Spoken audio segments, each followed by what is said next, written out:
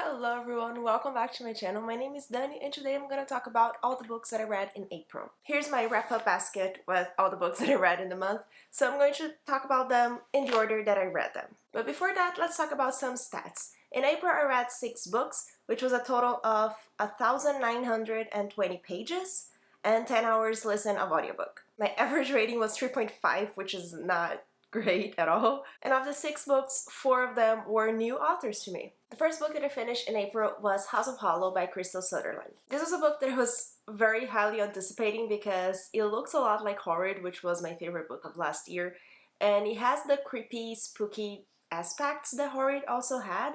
But I think because I was trying to make this feel like Horrid, it didn't work for me and it was quite disappointing. The story of this book is that there are 3 sisters. They all had something weird happen to them when they were like 10, 11 years old, depending on the sister, and they don't remember anything about it. They disappeared for a whole month, and then they came back and they didn't remember what happened. No one knows what happened, and they just keep living life like that, and they are all considered weird because of that thing that happened and because they look different than everyone else. But they all grew up and now they're very different from each other. The main character is 17 years old, she's the youngest, and one of her sisters disappeared and she joins with the other sister to try to find out what happened. And of course it has ties with what happened to them and when they were little. I think this book definitely has the creepy vibes and the weird vibes that I thought it would have, but in the end, it felt more like the Hazelwood instead of Horrid. If you read both of them, you might understand what I mean. And I can really see that, I don't know, the author thanks Melissa Albert in the acknowledgements, so I feel like there is a lot of inspiration there from the Hazelwood, which was a book that I didn't like so much because there's a lot of unexplained things that we don't know, but the characters kind of like, it's never explained to us very well, but at the same time, the weird things that were happening were too well explained for my taste. I would want things to be more like in the air, what really happened. I don't know, I felt just, it didn't go to a place that I was hoping it would, and it went to a place that I don't usually like when that happens, if that makes sense. So if you liked Hazelwood, I would definitely recommend this a lot because I think it does have a lot of similar aspects to it. But for me, it was a 3 stars. It was okay, nothing super bad, but also the ending was predictable and I just was a bit disappointed by it. Then the second book that I finished in the month was The Husband's Secret by Liane Moriarty, which was my first book by this author. And I was very curious to read it because I've heard so many amazing things about the author, about the TV show from the books that she wrote. And just this book specifically was the one that I've always heard amazing things about and everyone loves. So I had very high expectations for it. And again, it was quite a disappointment for me. The story here is that there's this woman whose husband wrote a letter for her to open when he dies, but the woman finds the letter when he's still alive. And from her point of view, we have, like in the beginning of the book, she's trying to decide if she should open the letter, if she should just leave it like that.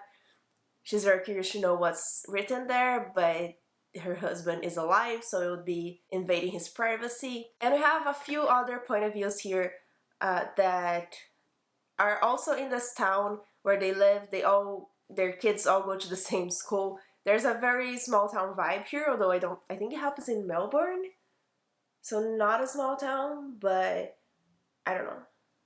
But it has a very small town vibe to it because everyone knows everyone, and everyone knew everyone when they were teenagers and they went to the same school, and now their kids go to the same school, and there's all of that happening. But in the end, my issue with this book is that it is sold, everyone says that it's a thriller, and it's just not a thriller. It's just about their everyday lives. There's not really a mystery here that we're trying to find.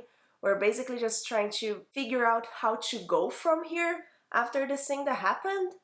Not like we already know everything that happened, how it happened and all of that. We just want to see how people will handle that thing from now on. So that was my issue with this book. I'm not someone who really enjoys slice of life stories or just normal day life, and unless it's a very, like, I'm actually in the mood for that, and I was in the mood for a thriller because Everyone says this is a thriller, and it wasn't for me. It was very disappointing, and I'm really sad about that. However, I will say that I am very curious to watch Big Little Lies because this type of story is usually one that I like in TV or movies much more than books. So I would definitely watch a TV show of this book, and I would probably enjoy it a lot, but just reading about it, it's not something that I typically enjoy. In the end, this was a little bit below 2.5 stars for me, so on Goodreads I rounded it to 2 stars. And then the next book that I read in the month, and the reason why this wasn't the worst rating month for me, was Vicious by V. Schwab. This was a 5 stars. I will already say that. The story of this book is that we're following two boys who were friends when they were in college. They were studying different things, but one of them wanted to study extraordinary people, who in this book are people who basically have some sort of superpower. And then we are also following in a timeline in the future when one of the men have just left prison and is looking for revenge. Now they hate each other and we want to know what happened, why, and we're following both timelines at the same time, which is something that I don't always like, but I think it worked really well in this book. I think the pace that things were revealed was really good, and we still had a lot of the present time to figure stuff out with some amazing characters, really cool superpowers that you never know, like, how are you going to deal with that? If this person can do this, like, how are we going to deal with this? And it just was amazing for me. I really loved it. I was surprised the whole time. I didn't know where this was going. I couldn't predict where this story was going to go, and I just loved it a lot. So I really recommend. I think it's a bit of a mix of fantasy and sci-fi, but I would say it's more sci-fi than fantasy because all of the superpowers that people have are in a way explained through science in the books. I really liked the ending scene and all the action. It was very action-packed from beginning to end, and the characters are really amazing. I really wanted to read the sequel, although I know that a lot of people that love this one didn't love the second, but I'm curious, I want to read it, and I will definitely recommend this 100%. And the next book that I finished in the month was More by Alexandra Bracken. It was a book that I was highly anticipating also since it came out at the beginning of the year because it's about Greek gods. And basically here in this book, all the Greek gods are sent to Earth as mortals every 7 years, and then they have 1 week on Earth where their descendants can kill them and take their place. And guess what? This ended up being a disappointment for me as well, unfortunately. I was really sad about it, but it just didn't work for me. The whole hunting thing of those 7 weeks, how people can hunt each other, was way too confusing. I didn't understand all the rules. There were too many rules going on, and who can really become a god and they can take their powers or they can't, and who is leading the other groups, because if your god dies, now you have to follow this other god from another family. It was all very convoluted and very confusing, and I just didn't understand everything that was going on. But on top of that, I think the main issue that I had with this book was that the Greek gods just didn't feel like the characters that we know from Greek mythology. We're following Artemis, Athena, Aphrodite. Well, we're not following them, but we hear about them, and they just don't feel like those goddesses. Apollo, Ares, they just, again, I just felt like they were names that people had and not necessarily that they were that specific person, because they just didn't feel like it. I thought the characters were very bland and very just one thing, like all the gods were behaving exactly the same and not like I would expect these Greek gods would behave from what we know about Greek mythology. So this also ended up being a 2 stars for me. I just didn't enjoy my time reading it, unfortunately. I thought it had so much potential with the Greek gods aspect, but it just missed the mark for me in that point and in the hunt rules point. So yeah, it was not a great time. And then the next book that I finished in the month, I actually listened to the audiobook, and it was How to Stop Time by Matt Haig. I have this copy in Portuguese, which was the reason why I wanted to listen to the audiobook, because I started to read it physically. I got to page 58, and I was already annoyed by the translations. There were things that were just translated wrong. Like nothing that changes the plot of the book, but just like that was not what the author wrote in English. Why would you use this word? Just I'm very annoyed by translations to Portuguese and when that happens. So I went through the audiobook and it was really good. I really enjoyed the audiobook. I really recommend it if you're looking to read this book in audio. I think it was a good audiobook. And the story of this book is that there's this man who can basically live 500, more than 500 years. He was born in, I won't remember, but like 14 something, like 15th century or something like that, and he's alive now in our day, and he's lived his whole life through all the years that has passed. So he has to kind of keep changing his life so people don't realize that he's not aging as fast as other people, because he does age, but he's just very slowly. And there's a romance aspect in this book as well, because he fell in love when he was 18 years old, and he looked like 16 still, but he was 18 years old, and he, can I say that? I don't know if it's gonna be a spoiler, so I'm not gonna say that, but he fell in love at that time, so he's still thinking about that throughout the whole story of the book, and that romance is something that follows him to this day. He starts to meet another woman now, and he starts to decide if it's worth it to try to have a relationship with her when he knows that he's not going to age.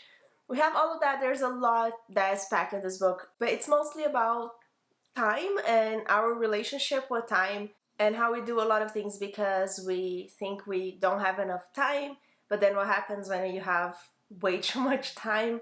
And there's also so many other things discussed here in this book about mental health, which is something that Matt Haig talks a lot about in his books from what I've read and what I've heard about, because it's something that he's passionate about. So I really do think he does a great job in the story of this book and how everything wraps up and how the story happens. I do think it was not too exciting throughout the whole story of the book. It was just a little bit of what I felt like in Eddie LaRue, that it was getting a little bit repetitive when we would go to the past to see, oh, in this timeline he lived with this person and he was doing this famous person, and he was doing this with them, and like it's just very repetitive when we go back to the previous timelines, but it's much shorter than The Invisible Life of Eddie LaRue, so I think it worked more here because we didn't go back and forth too much. And the ending was really good. It made me cry. I was listening to the audiobook and I cried, and I really recommend it. Anyway, it was not my favorite book by his. I read 2 books by him. I like The Humans more than this one, the whole story of the book, but I really loved the ending, and I ended up giving this 4 stars. Then the last book that I read in the month was an arc that was sent to me by HarperCollins Canada. Thank you so much for sending it to me. And it was a thriller called You Will Remember Me by Hannah Mary McKinnon. It comes out in May 25th, so it's almost out, and it is one that I really recommend if you like thrillers. In this book, a man wakes up in a beach and he doesn't remember anything about his past. He doesn't know who he is, where he is. He doesn't remember anything. Like he completely has amnesia. He doesn't know anything. So he starts to walk around and run around and trying to find something that will be familiar to him or someone who could help him. And we have this whole part in the beginning of the book. And then I follow Lily at the same time, who is a woman who's waiting for her boyfriend to come to her house on a Saturday morning, but he never shows up. So she goes to his house and he's not there, and she tries to figure out what happened and where he is. And also we follow Maya, who lives in another city, and her brother appears out of nowhere after he's been gone for a long time, and she's trying to help him and try to see what they can do now that he appeared. Obviously those stories are connected in a very obvious way that I'm not gonna say if you didn't catch on that, but that's not the point of the book. It's not supposed to be a mystery there. The main mystery of this book comes when we get all these characters together, especially, and they are trying to figure out things that happened in the past, especially the man who doesn't remember anything. He's trying to find out what he did, if he really was a good person, if he was a bad person, and just what happened there. So I really enjoyed this book. It was one that I read really fast and I was really curious to know what was going to happen. It's not necessarily a very twisty book. It doesn't have a lot of plot twists. It has like one thing that happened that you're not expecting maybe towards the end, but I don't think that's a plot twist. It's just something that happened in the book. It's not something that changes the way that you were seeing something else. At least not for me. I think the main plot of the book and like who is responsible for things and what happened and how the things happen, it's not a big mystery, or at least it wasn't for me. I thought it was predictable, but I don't think the point of this book is for you to try to find out what happened, because the point is more to see how that happened and really why that happened, I think. So I was very engaged throughout this whole book. There are a lot of mysteries that people in the story don't know, but you kind of know and you want them to know, and you're like, don't do that, you know, when those types of things happen, like in movies and you're watching someone do something, you're like, don't go there because it's bad, and this book is kind of that same feeling. So I really enjoyed it. I gave it 4 stars, and I would really recommend it. I really liked the ending. It was different than I expected, and it was really good. So those are all the books that I read in April. Let me know if you've read any of them, what you thought, and if you want to read any of them, or if you don't want to read any of them now that I've mentioned that I didn't like them or something like that. Remember to like this video and subscribe to my channel, and thank you so much for joining me. Bye!